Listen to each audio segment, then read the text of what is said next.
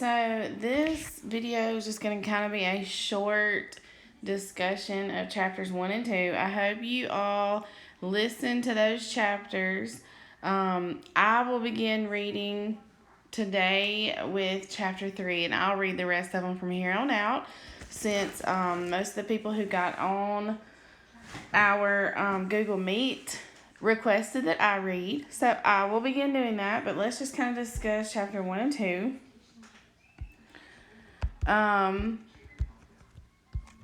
We know we have Claire, okay, and she's our main character. She, if you think back to The Giver, you know, at age 12 is when they have their ceremony of 12, and that's when they are given their assignments of what they're gonna be, I guess you could say, when they are grown up, which is odd for us to think about because 12-year-olds are supposed to be, you know, 6th graders, 7th graders. I mean, they're not supposed to be starting a career or a life, you know. And so Claire was given the assignment of birth mother. Remember, in The Giver, birth mothers are basically artificially inseminated. Kind of like, we discussed this when we read The Giver, kind of like those women who have trouble getting pregnant, and so they basically have are artificially inseminated or whatever so that they can have a child. And so birth mothers that is how they have their children. And if you read in chapter 1, you know that Claire, is a birth mother. Okay.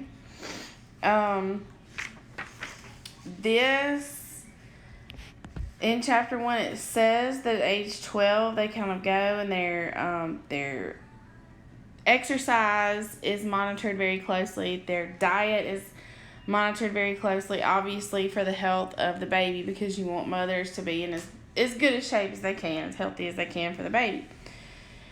And around 13 or 14, so they're there for a couple of years, that is when they move out of their family dwelling and then into the birth mother's dormitory. So they kind of are still with their parents for a couple of years, but then they move out around age 14, which is kind of like 7th and 8th graders, okay? So I'm just kind of trying to put this all in perspective for you, since you're all kind of around that age. So it also said that moving from one place to another was not that hard, because remember, they don't have anything. Everybody has the same thing. Their food is delivered to them every night, their meals. They just don't have a lot of items. Remember, when we watched the movie, they all look alike pretty much. Same haircuts. They kind of wear the same clothing. They don't see color. So everything's just kind of in black and white. So it's very simple. So her moving out was not difficult because she didn't have a whole lot of stuff. So let's see. Okay, so it just kind of talks about this, and she was 14 when she had her first child. Okay. So that's kind of chapter 1. So when you move on into chapter 2, it kind of discusses when she is in labor and having her child. She is blindfolded, and we could kind of take some notes if you wanted to do that. She's blindfolded during her birth. She's strapped down to the table, basically, so she can't move or anything. Addie, come here. That's my puppy, sorry. She's strapped down. She can't see anything. She's having pains.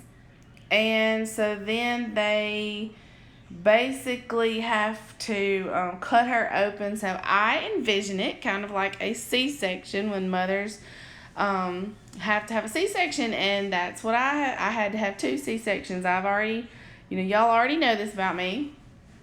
And so that's kind of what I envision.